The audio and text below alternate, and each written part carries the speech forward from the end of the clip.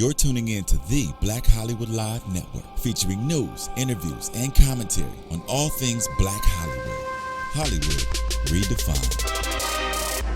From Los Angeles, California, presented by Maria Menounos and streaming live thanks to Akamai Technologies. This is Black Hollywood Live, Fashion 411, featuring the week's roundup of fashion news. Black Hollywood Live, Hollywood redefined. You're listening to Black Hollywood Live. And now, the host for Black Hollywood Live, Fashion 411. Well, happy Valentine's Day, everybody. Hope you guys are having a great day, and thanks for tuning in. This is Fashion 411 on Black Hollywood Live, and we want to remind you guys to make sure you check us out on iTunes. You can download us for free and keep those comments coming. Because of you, we are the #1 fashion podcast on iTunes. Yay! And so let's go around the table, and everyone can introduce themselves, and we can talk fashion. Actually, we have a special show for you today, but let's introduce ourselves. Hey guys, I'm your host, Erica Garcia Rojas. I am your spicy Latina, born and raised in LA, and your go-to source for all things business and fashion. Hello, everybody. I'm your girl, Courtney Stewart, and I am here always giving you guys the consumer perspective because I shop and shoe it just like all of you guys. I like that. Shop and shoe it. Yeah. And I am Deanna Vaughn. I'm your former New York City buyer / corporate fashion girl turned go-to girl for, loving to find things on a budget for you. So everybody knows it's February and it's also Black History Month. So today's show, we wanted to kind of pay homage to all those people in the fashion business that, help pave the way for the models and the designers and all that kind of stuff in this business. So we thought today was a good day to do that. Yeah. So let's get started. So I know you guys, Naomi Campbell and Tyra Banks and Veronica Webb, these are all names of supermodels in the business. But I want to talk about some names that actually paved the way for these ladies, that made it possible for them to, walk the runways and catwalks and be in fashion shows. So, starting up, Danielle Luna, and AKA her real name is Peggy Ann Freeman. So in 1966, Danielle Luna, she was an American model and actress, and she actually was the first African-American model to appear on the cover of British Vogue. And what's interesting about this is that just in reading different information, it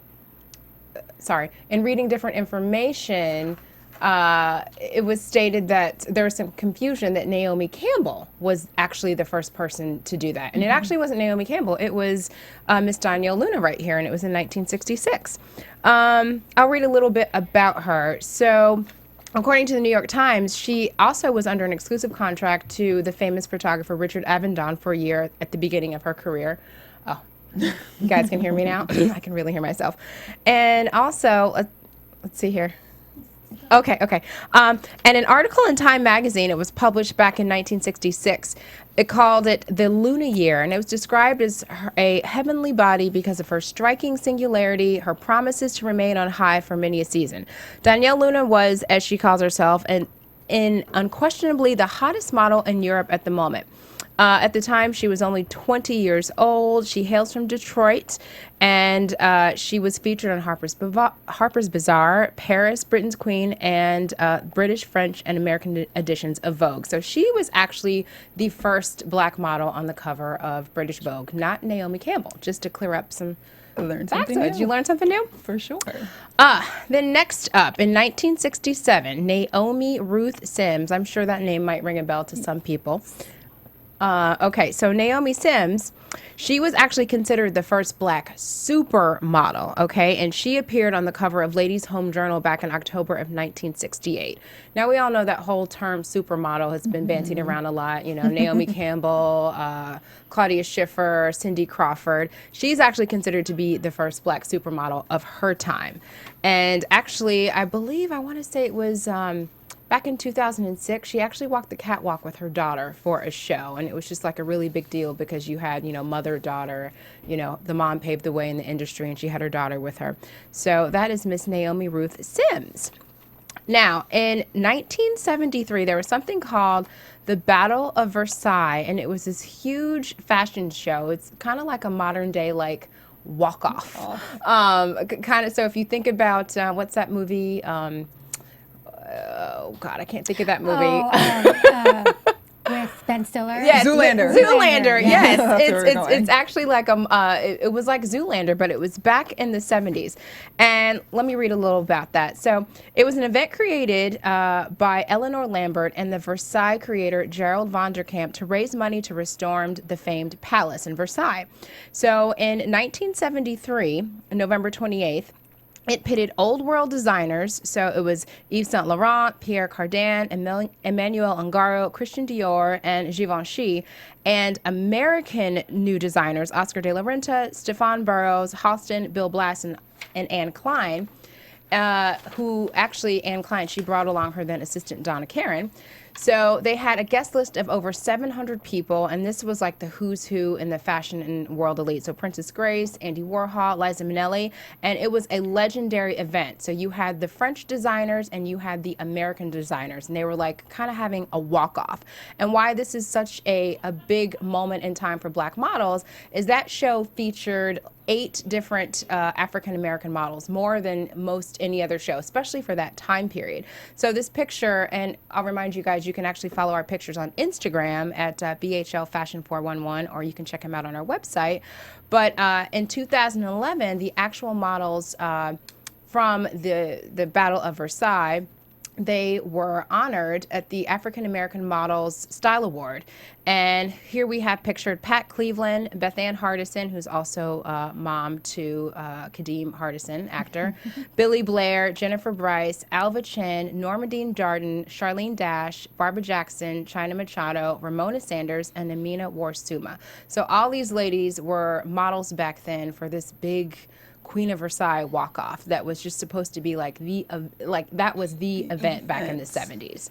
So it's kind of funny how we talk about like modern day and fashion shows and how we don't see, many Black faces on the runways, yet like back in the 70s, this was like the event of all fashion events, and there was some tremendous representation there.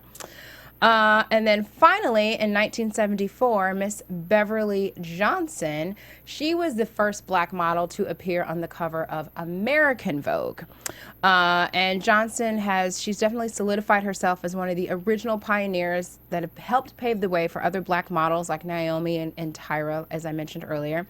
And it was because of this actual cover, and we've got the cover up right now, the Vogue cover, that every American fashion designer began using African American models. Now, I would actually debate that, considering, Danielle Luna, as we know, she was the first model on British Vogue, but maybe that statement holds true for American magazines versus, being in Europe.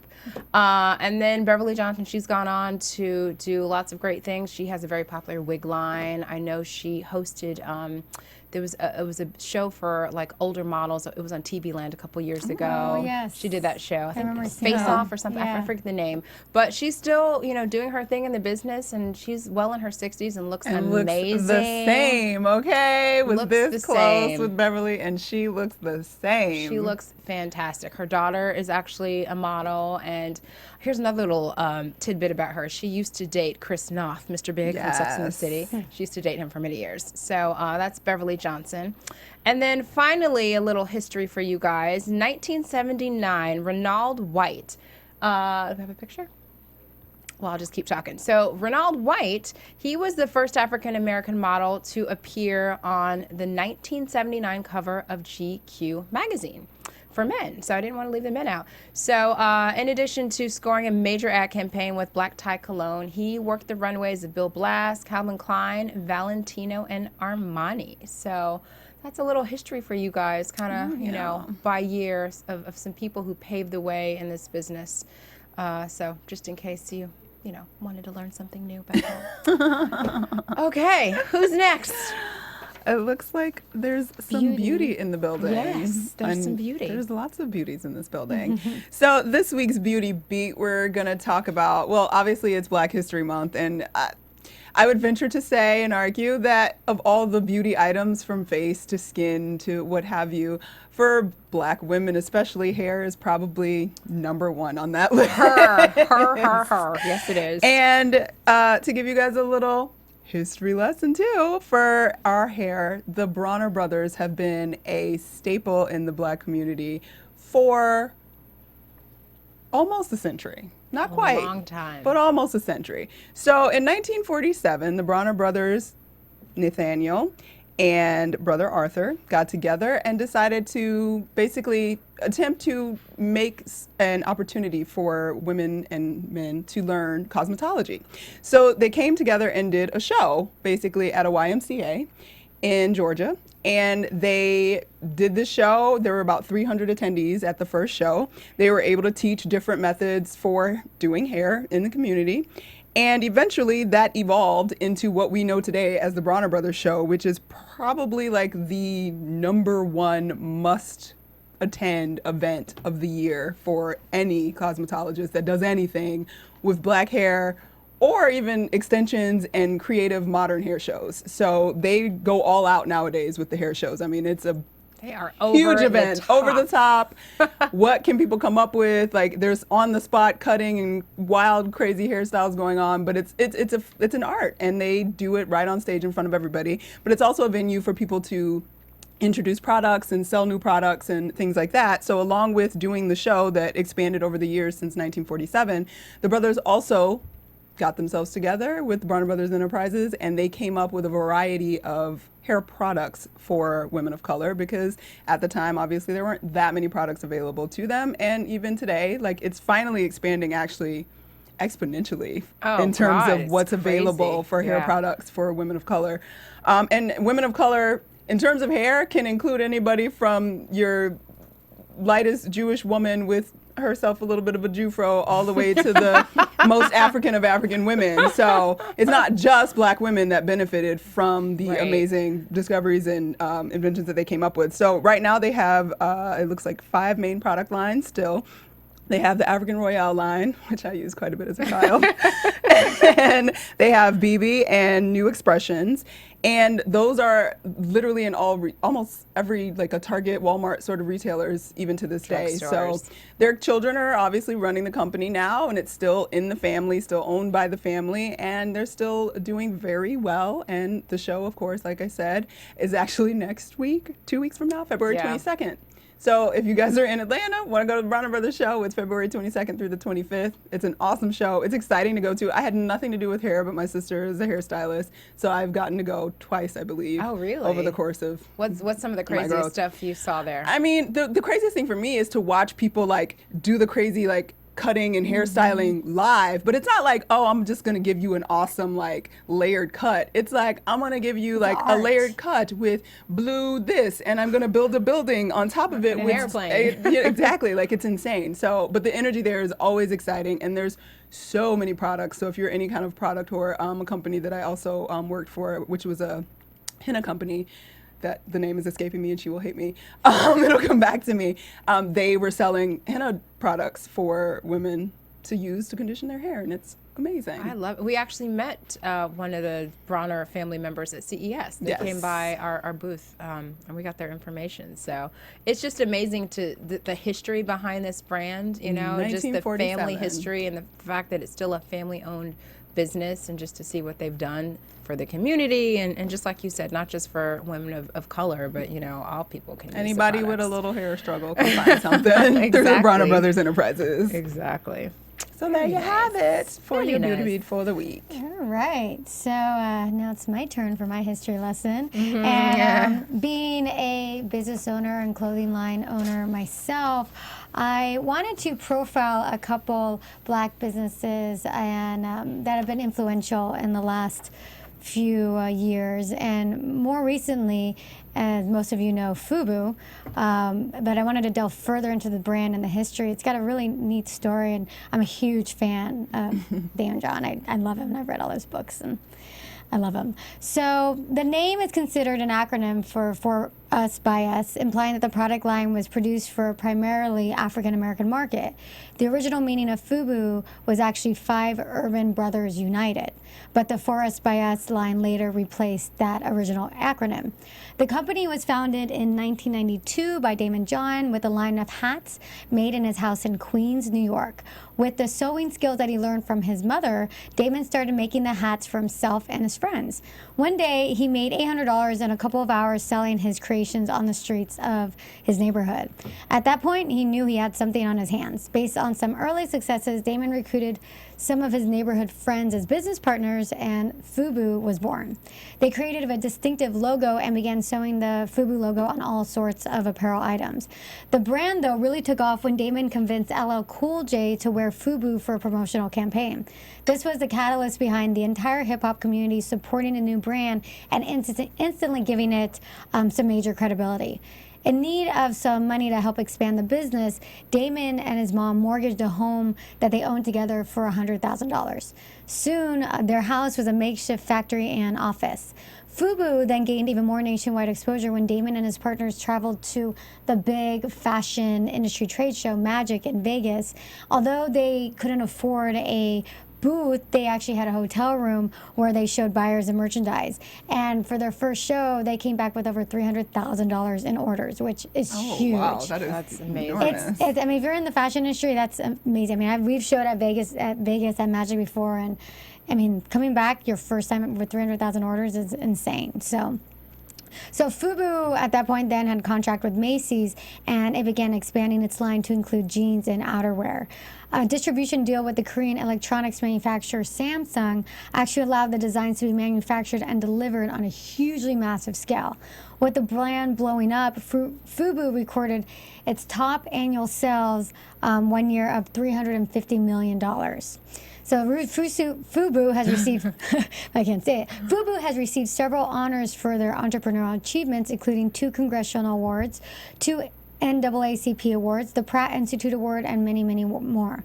In 2003, FUBU left the U.S. market and concentrated its efforts overseas. By 2009, the annual revenue fell from that $350 million down to $200 million. In 2010, FUBU relaunched in the U.S., rebranding itself as FB Legacy. I remember walking down the street. It was everywhere. Everybody had on a hat or those jerseys. Like you couldn't walk down the street. And like, it wasn't just African American people. Oh no, Let it me tell you, wasn't. It was everybody. It was everywhere. It's like a perfect story of like the opportunity just sort of happening at the exact right time. Yes. Like the birth of hip hop had kind of come through its 80s, what was going on in the 80s and building itself, and then in the 90s when it sort of became this like cultural staple, like he came along at just the right time with just the right material to like make it all about that urban market and expand it beyond, obviously. It was amazing. Yeah, he capitalized on that timing It was perfectly. perfect. Yeah. It's really funny because back in the day, I'm kind of aging myself, but I was a lowly little assistant back in Macy's, and I remember sitting in a meeting with Damon John and him like showing his line and like the passion he had, and so it's funny to see full circle, and now you see him on Shark Tank. Yeah. You know, so it's stuck around because a lot of brands like that, they might not have known how to grow and how to change with their audience, but there were he's quite a doing few. something right, you know. Oh, yeah. So it's amazing. Yeah. All right, up next, we've got a little profile on Iman Cosmetics. After almost 2 decades of modeling, supermodel Iman and wife to David Bowie started her own cosmetics line in 1994, focusing on those hard-to-find shades for ethnic women. Based on her years of experience mixing her own formulas for makeup artists to use on her during shoots, she personally was involved with the creation of her her makeup products and also acted as the face of the company. In 2010, Iman Cosmetics reached $25 million in sales and entered into a licensing and distribution agreement with Procter & Gamble, and which made it available available at Walgreens, Target, Walmart, and other big retailers. The cornerstone of her line, though, is her $14 foundation in 4 formulations and 16 shades, and is the best-selling foundation on this day, I guess, on the Walgreens website. According to the brand website, quote, the Iman brand philosophy holds that women with skin of color represent many races, cultures, and ethnicities. Iman Cosmetics skincare and fragrances are designed for African American, Asian, Latina, and multicultural women with skin tones in a myriad of shades. The brand offers skincare and cosmetics, including 16 foundation shades. I might have to try her foundation. I've seen it in Target, so yeah. I tried it quite some time ago, and I liked it. It was good. I think she sort of was a catalyst for obviously other companies to sort of start to be a little bit better about the brands and color options that they put available. So in that regard alone, she is she did pave the to way be commended. For that. Yeah, because there's a lot of drugstore brands, like now CoverGirl has the Queen collection line, and there's Black Opal, and then even I think Maybelline has like expanded their, even if they didn't like sort of separate it and say it's like the line for people of color, they've definitely like made their product more applicable to all things. We got all kinds of music and sounds going on up in here, guys. Dogs barking, phones ringing. View was out there. So anyway, kudos to Iman. She's awesome. And also she has her, I think on QVC, she's got an accessories line too that is doing quite well. So get it. Way to channel that supermodelness into further business. I think it's interesting too that she had the experience, that she had that issue herself. Like it's a perfect example of having a problem and finding a solution for it. During shoots and photo shoots, she had to make her own foundations because she couldn't find that right color. So she really, she capitalized on a need as well. And I still find, do you find like when you guys go on shoots for stuff, like I find that I don't trust the makeup artist, so I always bring my own stuff. I always bring my own. Because I'm not sure if they're going to be able to mix the stuff right and make me look normal, so I just don't trust it. So I can only imagine how she felt back in the day when there weren't as many products around. For sure. So. All right, so we've got another profile, and this one's an interesting one, and I'm sure you guys have heard of the hair care line Carol's Daughter, and the Oprah effect, essentially. And those of you Oprah fans out there know that when she was on the air, every year she would reveal her favorite things, which while she had her daytime show was revealed during a huge, spectacular Christmas episode.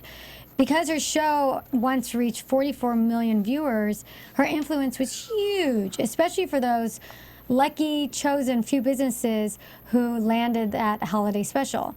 The incredible impact of appearing on the Oprah Winfrey Show has been coined the Oprah effect. Of course, today she announces her favorite things via her Oprah magazine, and the term still applies. One specific company to benefit from the Oprah effect was a New York City-based natural hair care line, Carol's Daughter. Founder Lisa Price began working on beauty products for her line in the 1980s when she was working on the set of The Cosby Show. In her free time, she made organic beauty products in her kitchen, including pure oils such as sweet almond, jojoba, and soy. Her experimentation eventually led to a mail order and online business in 1993. Before Carol's Daughter appearance on the Oprah Show, the line was actually doing pretty well, generating $2 million in yearly revenue and saw an average of 200 website clicks a day. When Carol's Daughter made its debut on Oprah, which I don't have the year, I believe it was like 2009 or 10. I think it was probably actually maybe Not around so 2000. long ago. It was probably like 2006. Actually. So this line had been around for quite a while. Which I didn't know that. Yeah. And I didn't know that either before researching this. Before Oprah handpicked it and put it on to her show. So when Carol's Daughter made a debut on Oprah, the site crashed after having 17,000 visitors in 10 seconds. God, in 10 seconds. crazy. Fortunately, it recovered, and the next year's revenue skyrocketed from $2 million to $20 million. Today, the company is still going very strong and is available at Macy's, Sephora, and other retailers. Such a great story. Interesting story for sure. Because I remember this product was actually one of the only sort of natural girl hair care products available that I at least was aware of, and I was pretty into hair care products when I first went natural in I believe that was around 2003. So maybe she was on Oprah like right around 2002 because that's how I knew about it, is seeing it. And I was like, oh, let me see what this is about. So it's kind of cool that like it's been around like all that time, and then it's a great just story. that moment. I mean, and it's skyrocketed. To go from like making stuff in your kitchen and selling it to like having your own like retail stores. That's and their stores are beautiful. Yeah. The one in Harlem, at least. Yeah. What I think is really interesting about this story is that it's one thing to be a brand new line and to get hand selected and be on Oprah, and now you're huge. But she'd been an established brand, and she had a business model, and she was doing well. And it's like this was that thing that catapulted her. Yeah. And you tipping wonder point. if it wasn't with Oprah, like where that company would be. Because she was probably working all angles and doing everything she could for the business. It was a $2 million a year company, which is great. not bad, yeah. Yeah. So it's just, that's incredible. And I think it's Yeah. cool that it was a business that had been around and Oprah took it. And Yeah. now it's huge. Carol's daughter, she's actually, they're on Macy's Herald Square. Like, that's Macy's, like, flagship store in New York. And they don't let anybody just, you know, set up shop there. And Carol's daughter's in Herald Square in Macy's, so. Have you ever used any of the products? Oh, yeah. I Yes, used I their did. product. Well, I used them back then. I mean, the formulations have definitely changed. And I'm certain that they had even changed at the point that I met them. Because Carol's daughter has actually, at least from the natural hair community, gotten a little bit of flack for not being as natural or even as helpful as it claims to be in terms of what it's claiming to do. But I think now it's just that there's so many other options that are available that it just, at the time, it was the only thing But that was now really there's so available. much available at better prices. At better prices. Because it is kind of expensive. It is. stuff, It is. yeah. It's on the expensive For hair side. care And it's line. become like the glamorous one that, you know, Mary J. Blige was on her marketing and Jada Pinkett Smith and these flowing, Solange like Knowles, it's become yeah. something else now. It's more of a marketing thing. High-end kind Yeah. of natural option. But hey, Oprah did it for you, girl. Yeah. Well, that's it. Those are my Oprah, can you do history something for lessons. us? I know. Watch BHL, Fashion 411. Put Raleigh Babe on Oprah in the magazine. You never know, Erica. she You might be never know. I need to figure out what Why don't you sports team. bedazzle a T-shirt for I her or know. something For and send it to her, sure. like something with OWN or something. I got to figure out what sports team she's a fan of, and then we can create Raleigh Babe. She's a fan of books. You need to do a book. I know, for her. book. Well, let's see here. We're starting to run out of time. I wanted to talk about a few influential Black designers. I'll do like maybe the top two since we're running out of time. So first up, we have Mr. Arthur McGee. Now, Arthur McGee, he was making huge breakthroughs in fashion that were impressive on their own merit, let alone for, you know, an African-American man working during the time when segregation and Jim Crow laws were still prevalent in the country. So McGee, he graduated from FIT, which is a very renowned fashion school in New York City. He graduated in the 1950s, and his skills allowed him to rise in the ranks until he was the first African-American to run a design room of an established apparel company, which was back then was called Bobby Brooks. The label was soon selling to stores that had never stocked designs from an African-American designer, including Saks Fifth Avenue, Bloomingdale's, and Bergdorf Goodman.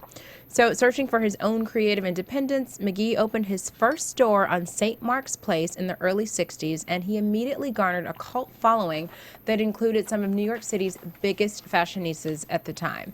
He was known for bringing an African-American and Asian aesthetic to his relaxed silhouettes, but his lasting legacy was mentoring burgeoning African-American talent, including Willie Smith. In fact, you can still find Willie Smith stuff in like Ross or Marshall's, one of those stores, to the point that he became known as the Dean of African-American Designers. So that is Mr. Arthur McGee, obviously on the right there. Next up, we have Stefan Burrows. So Stefan Burrows, he's a true OG, and it's important for a number of reasons. The designer launched his namesake label in 1963, and not long after, he became one of the first African-American designers to gain international recognition. He helped define a generation with his disco-inspired designs and went on to win the Coty Award for Best Women's Wear Designer, making him the first Black designer to do so. I think the equivalent of that award today is the CFDA Designer of the Year Award. Let's see here, what else? Not much has changed in the last few years. He still has the same design aesthetic, and he still wears his sunglasses. He's really known for just walking around with these cat-eye sunglasses. These days, he's just dressing different celebrities, including Oprah, Taylor Swift, and I'd like to see that, and Naomi Campbell. And let's see here. I'll get this in really quickly. Next up is Scott Berry. So along with Willie Smith and Stephon Burrows, Scott Berry was one of the first designers to represent African Americans on the international fashion platform. His godmother designed for and dressed some of the biggest jazz names and passed the torch over to Scott. By the late 1960s, Berry had graduated from designing in his apartment to being one of the edgiest designers on the scene. His matte jersey dresses provided risque evening wear for a clientele in the 70s that were ready to party hard. The clothes ranged from sexy to outrageous and found devotees in some of the most fashionable ladies in New York, Paris, Milan, and Tokyo. See here, by the time of his premature death, Berry had helped break down numerous barriers and proved his mom wrong when she warned him about the high-end fashion world, saying, "Blacks just don't make it there." So I'm done with our influential fashion designers because I know we're running behind. Courtney, you're up next. Well, last but not least, we usually do a little hot mess at this point in the program, but we're going to just do straight up hot and how the hot has influenced fashion over the years and even today. We're going to start off with entertainers. Obviously, even today, entertainers have a huge impact on what's in fashion, what regular people are wearing, what artists and designers are inspired by, and it was no different throughout history. Starting out, we have Miss Josephine Baker pictured in her well-known banana skirt. She was a singer, dancer, performer that rose to fame in the 1920s. She was known mainly for being a risk taker. She did all and everything all the time, and she was not apologetic for it. She was American-born, but she spent most of her time in France because of, obviously at that time, Black performers had a rough time in the United States, and she wanted to be free to do what she wanted to do. She influenced fashion and performers in general, number one, as I said, because she was a risk taker. She was one of the first people and performers to just really darn near be naked on stage. And as we all know, naked on stage sells even today, and it obviously sold back then. It was really risque for back It then. was very risque for back then, but she had an appreciation for the human body and thought that it should be appreciated. She also was very into, which was also a movement sort of simultaneously in Paris at the time, the Art Deco movement, and she was expressing that and inspiring that simultaneously, sort of, and it would be seen in her costumes, in her jewelry.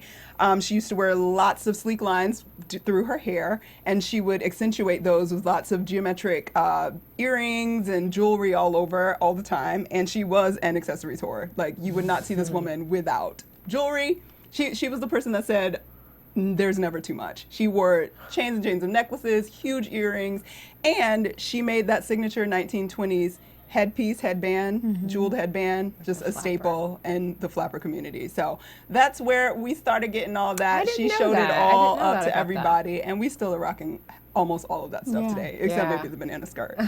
But I'm not mad. It was only 16 bananas, in case y'all cared. 16? There were 16 bananas around that skirt. I was going to try at home to see if 16 bananas would fit around my waist to see how small she actually was, but yeah. So next up, we have in the middle Miss Pam Grier, and she is rocking, in this particular picture, her signature afro and her crop top and jeans. She was obviously rose to fame in blaxploitation films in the 1970s. She was a huge impact on, I would say, the sort of embracing of the curvy female Black woman powerful body at the time, which I think is also embodied today in acts like Beyonce, because that's sort of their goal, to be, I'm not going to be a wafer, even though Beyonce, you like a two right now. But in general, her look has always been, I appreciate my curves, just like Jennifer Lopez. And Pam Grier was one of the first women that, especially at the time, because Twiggy had sort of come along in the 60s and the whole waif look was sort of coming into true style, so to speak, in this country, and she was like, nope, I had big breasts, a big butt, and hips, and she showed those items off quite clearly, and we loved her and still love her today. And obviously, we are rocking low-waisted jeans. I mean, freaking Britney Spears was wearing this look. You could wear that.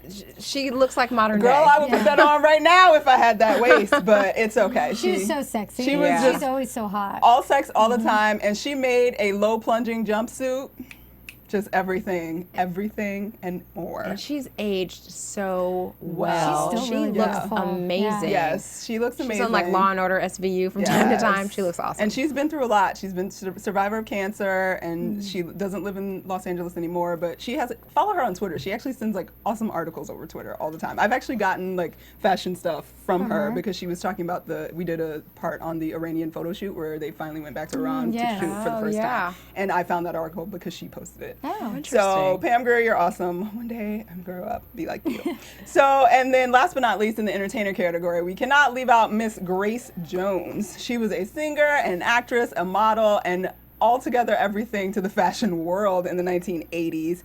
She was known for her signature androgynous appearance. She used to wear the square cut angular padding clothing, and she was about 5'10", and it was influencing the cross-dressing movement of the 1980s. Again, we have lots of music going on in here, guys, so if you hear something, don't worry about it. We're just keeping it joyful up in here. So she's obviously known for her unique look and her music, and she has influenced artists of today. In fact, she had a quote where she was talking about Miss Lady Gaga is just basically a bite off of her stuff, and she's been doing it for years. True, though. She has been doing it for years. She's been doing it for years, and she is still quite egotistical about it, and she will tell you straight up, like, oh, I did that, been there, done that. So Grace Jones, obviously, she took on designers, loved her. They loved her face. They loved everything about Grace Jones. And on a certain level, especially with 80s fashion, the whole padding and the square shaped into a V, basically, because a lot of the suits in the 80s were that wider shoulder, and then they narrowed in. And she was a catapult for a lot of that. So next up, there's also icons that worked hard behind the scenes that have sort of helped us along the way in the fashion world for us brown folks of all colors and shades. First up, Miss Eunice Johnson, who was the wife of the publisher John H. Johnson. They came up with Ebony and Jet magazines, which were huge in the Black community. And Ebony is still going hard now. I believe Jet is still going hard. I think Jet is still around, yeah. I think it's still around. Yeah. Jet is kind of comedy now, but it was a great magazine. My grandma always had lots of them when I was a kid that you could like flip through and look at the beauty of the week. But one of the most amazing things that Miss Eunice did herself was she started the Ebony Fashion Fair.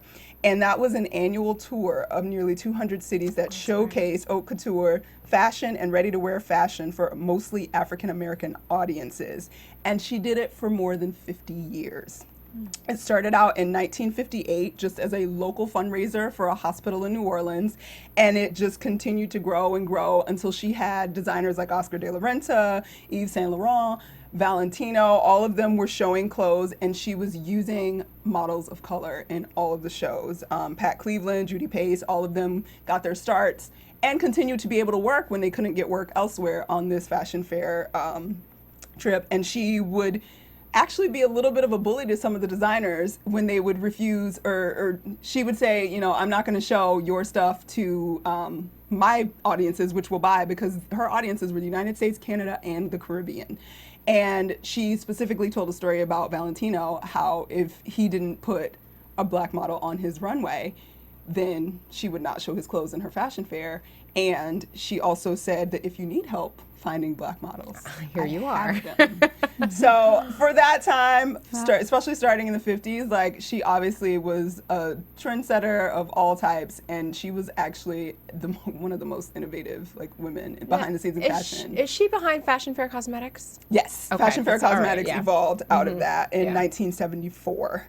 And she just recently passed away in 2010, but her legacy obviously remains. The fashion fair went on up until the year before her death. So a lot of years, a lot of fashion brought to audiences that don't necessarily get to go to the Milan and the Paris fashion shows. So kudos to Miss Eunice Johnson. Next up, Andre Leon Talley, who most of us that deal with fashion on any level know his name. We don't always know what editor-at-large at Vogue really meant. We just know there's this large Black man that sits at all the fashion shows wears and capes and has best friends with Anna Wintour and all that jazz. But the end-all be-all of Andre Leon Talley is that he has literally become the encyclopedia of fashion to all people in the fashion world. Whether you're a designer that wants to be mentored or needs to be mentored by him, or a model on the come up, or an actress that is sort of launching her way into her career, he's been a staple since the 80s in the fashion world, and he continues to be that even today. He basically, Manolo Blahnik said, Andre doesn't have fashion, Andre himself is fashion. So if you're ever confused about what he really does, just think he is fashion. He's fashion. He is fashion.